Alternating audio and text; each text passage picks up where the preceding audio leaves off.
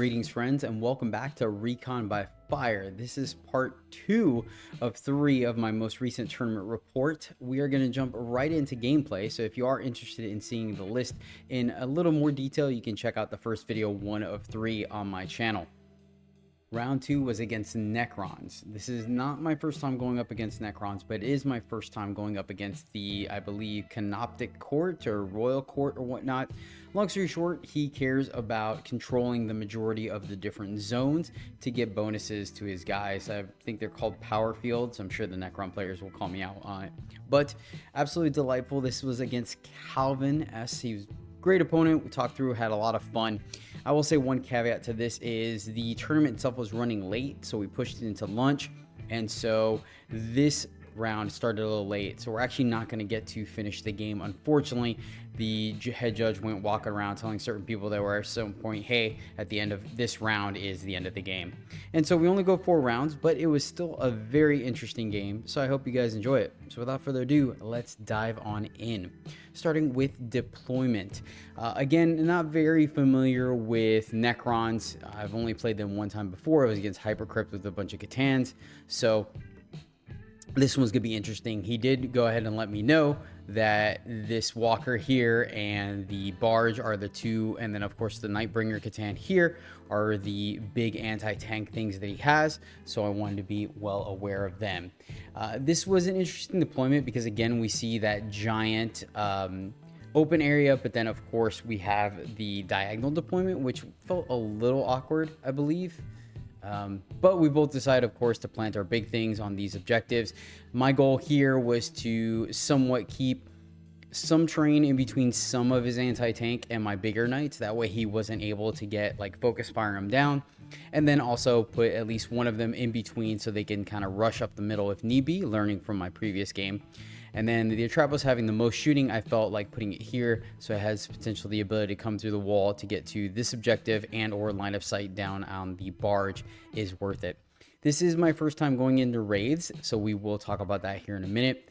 No good spot for the Caldas, so I just put her in the middle so she potentially can affect the bubble if needed to. I can move her up and then put my 2 shooty Halverns on the 2 opposite corners so they can shoot across the distance if they need to, and then spread out my Wargraves. This time I did remember to put one in a strategic reserve, so that's going to be helpful later on. And then my Subductor squad I just put in the back for the time being, potentially moving them in if they needed to hit containment or something like that. Granted, I guess that wasn't the best spot. They could have probably been in a slightly better position, but I didn't want to risk putting them here to have this race squad move up and just wipe them off the board. Navigator is a little awkward in this deployment because normally I have him sitting in the home objective, and of course here he's not going to be able to because they could just turn 1 charge him. So a little awkward here, not going to lie, and he really only had this one 5-man squad as his kind of deep striking action squad. So end of round 1, I go first again, unfortunately, and a pretty cagey deployment again because I didn't want to open up major lines of fire. These guys are stacked with like lethal hits and whatnot, and again so I just kind of stuck one guy out there semi on this side. Notice he's not touching the template because I didn't want, again, to have all his anti-armor to be able to shoot one guy and take him off the board. This guy I think was either D3 shots or 2 shots or something like that, so I went ahead and gave him bait. He decided a similar thing where he didn't really have a good rush here with the Wraiths, so he kept them back. Same here. This will cost him in a minute, but he decided to just barely toe on the objective. I mean, not too bad because it prevents the Atrapos from coming out and charging him. But one mistake I do want to say, again, me being cagey, I should have probably moved Canis up here so he's up against the wall. That way he can come out to shoot me, but I'll at least have cover. And again, it would force him to come out quite a bit to have good line of sight, either moving the barge this way or moving the Wraiths forward, etc., etc. So that was my bad. I think I should have done that. I was a little nervous about the Nightbringer as well, but it ends up costing me in the next round. Atrapos did inch up there nice and flush, and again I had full intentions of bringing the Atrapos forward into the center to support Canis, and that way that Halvern here would be able to guard the objective or the Subductor squad. Didn't want to risk any charges or any shooting, so the Caldas stayed back, and I did move the navigator so it was touching the objective, and repositioned the 2 armigers so next turn they could pop out and get some shooting done. All right, bottom of round 2, and as you can tell, this was definitely a go turn. Quite a bit going on both sides of the board. But first, I want to say, if you're still watching and getting a little something out of this content, by all means, please do consider dropping a sub. And if you are subbed, thank you, and maybe consider sharing the channel with a friend. I really would appreciate it. So top of round 2, we draw Storm Hostile Objective and Sabotage. So this Warglaive pops out because it has no good line of sight on the Nightbringer, and so I move it out so it can secure the objective, create a little bit of a move block for the Wraiths, and start pressuring down this barge, right? Fortunately, could not get within melter range, but I had to do something. Helverin came out this way as well to do the same thing because it didn't have any good line of sight targets or line of sight on the Nightbringer. I did decide, because he exposed the Nightbringer, that this was the turn to try to take it down instead of trying to run from it all game. And so this Warglaive popped out, came as far down the middle as it could, which was just about here. Canis went right through the wall, had just enough movement to clear it, and so I did that. Unfortunately, this will come back to haunt me later, as I mentioned before, because now I have a 10-inch charge into the... all right, maybe it might have been 8. I don't remember. It was a longer than 6 charge, is all that matters, into the Nightbringer. This Helverin didn't have any way of getting good line of sight on the Nightbringer, so he just popped out to assist with the Walker that moved forward. And then, as we stated, the Atropos goes right through the wall. That way I have access to multiple targets. One mistake I made here is that I feel like I should have, if I could have, and I feel like I did, have to move him to where he was touching the object. Or actually, I think he did, actually. I think the Nightbringer was still... Where was it? It's close. I don't remember if... I think I messed up his movement, and he did not have line of sight on the Nightbringer. So... And then finally, because of Storm Hostile Objective, the Warglaive that we had in reserves popped out of this corner here, 9 inches away from this squad, because if you remember, he only had 2 guys on it. So progressing into the turn, Caldas is going to do Sabotage, no big deal. She's pushing her Vec Bubble. We fire both Warglaives and Canis all into the Nightbringer, and unfortunately only take it down to 9 wounds remaining. So this is going to lead to my other mistake. Again, I'm not sure. I don't remember if I could see it. I think I messed up and I couldn't see it. So I was going to go into the Reanimator or the Walker anyways. And so the Atropos did. And as expected, it picked it up, no issues. So that meant that the Nightbringer was left alive with 9 wounds, and I would have to combat it melee, which I'm not opposed to doing with Canis, but not great with a Warglaive. So this is what led to my next mistake. I... charged it with the Warglaive, and I think that was the mistake. The reason why I did it was because it was move blocking Canis, but I guess Canis, because I was trying to move him without a pivot, right? I could have moved him around this way, but it would cost a pivot, and it was already a long charge. So I needed to move the Warglaive first to kind of get it there, right? So it did. It makes his charge, clearing the way for Canis. Canis rolled. I saved his CP reroll for that. He tried it again. He failed.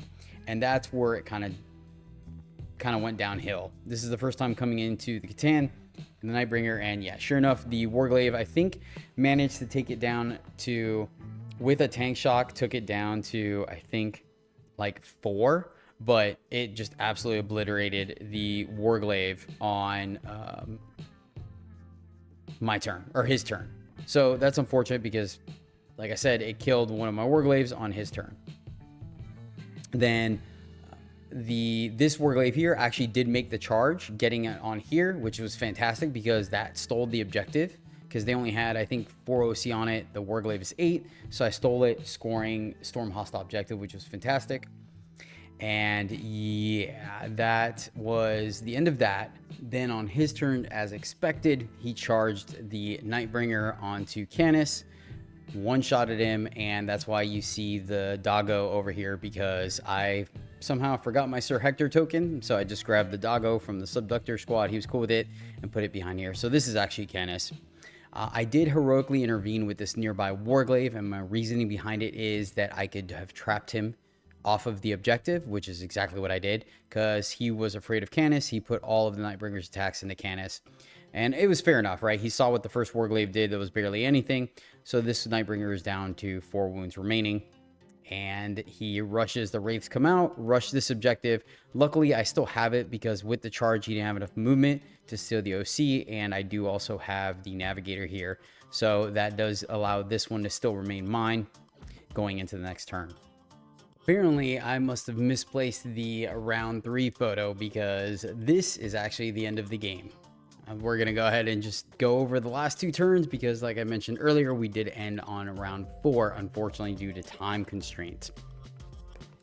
Round 3, we end up drawing Area Denial and Overwhelming Force. Kind of dictates that we have a go turn, and that's exactly what we end up doing, going very, very aggressive. And just to go back for a second, this Warglaive manages to Melta the Nightbringer in melee and take it down, which was absolutely fantastic. The Trapos comes plowing through here like the Kool-Aid Man, and the Helverin moves up to secure this line of sight to get line of sight on all these guys. Subductor Squad pushes forward.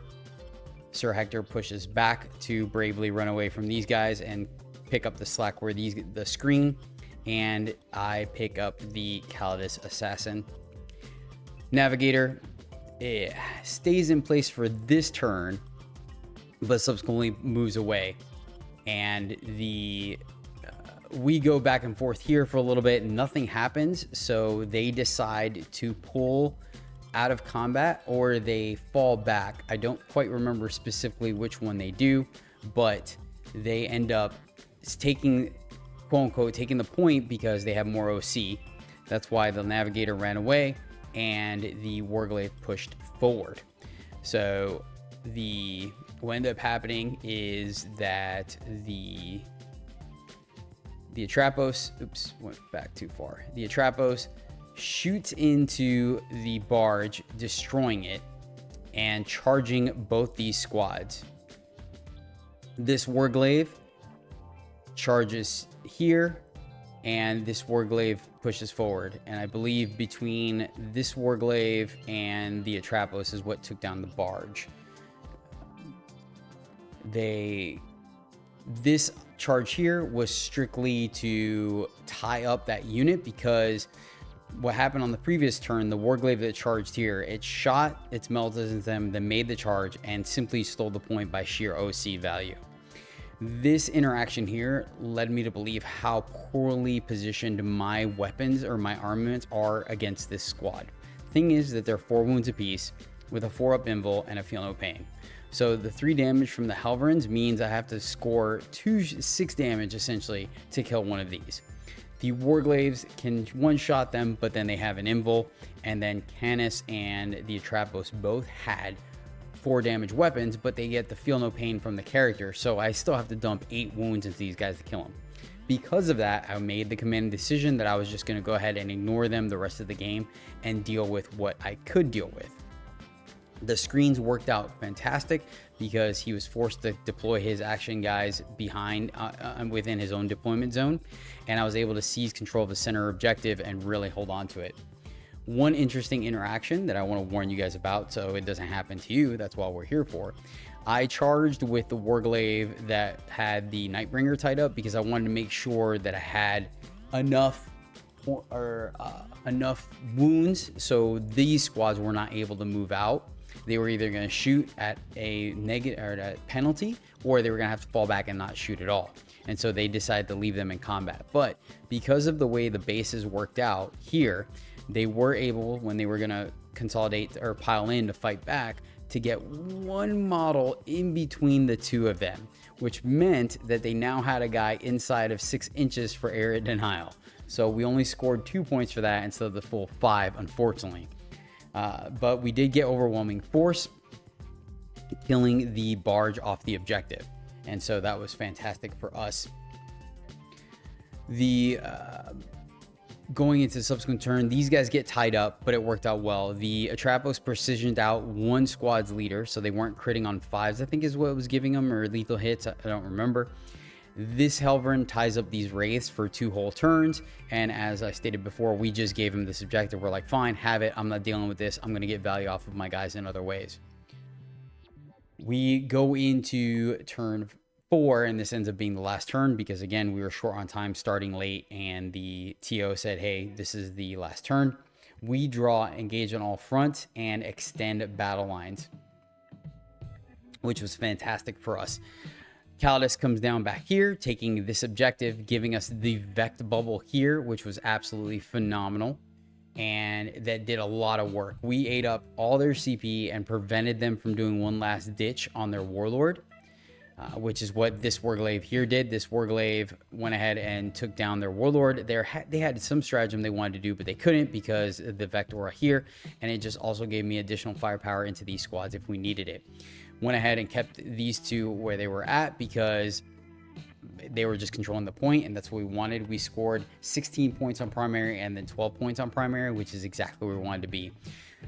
This Helverin didn't do anything to the Wraiths, but that's okay because it held them in place. As you can see, it survived at 1 wound remaining. So they were doing work, but not enough, thankfully.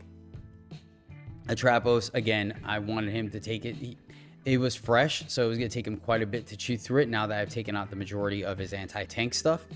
And yeah, so Calidus came down here, and we scored extend battle lines because of owning the center objective as well as our home, and this one here, and engage on all fronts. So lesson learned, right? Looking back at the game, I do think identifying that this was a really bad matchup for us and ignoring them was definitely a strong suit. Them having such a powerful turn of picking up our models meant that my resources were limited, and so putting them where they were most effective, I think definitely helped me, kept me in the game. The other big mistake that you guys are seeing as a trend was I was too conservative with Canis. Again, if he moved forward and took some shooting but wasn't going to die, he was now going to have a significantly easier charge into the Nightbringer, and definitely would have guaranteed the Nightbringer going down on turn 1. I think that was a big tipping point, but again, I blame myself. Yes, not a single Melta hit, but again, I could have positioned Canis in a way where the Melta's missing wasn't going to be an issue. The Calidus was fine. I think she was great. He had enough things to shoot her down where I was afraid, and I think the fact that I was conservative with her first to bring her in later on definitely did some work. I think those were the 2 big things, really. I think it was that, paying attention to the charge effect here, right? So I would have gotten the full 5 points instead of just 2 on area denial. Aggressively going in with the Atrapos, and then again being willing to just have it shoot out of combat, ignoring these 2 was something I think I should have done a turn earlier, but once I finally did it, it definitely worked. I was intimidated by the Wraiths and the Nightbringer, but once I got in there, I definitely realized I had a lot more sticking power.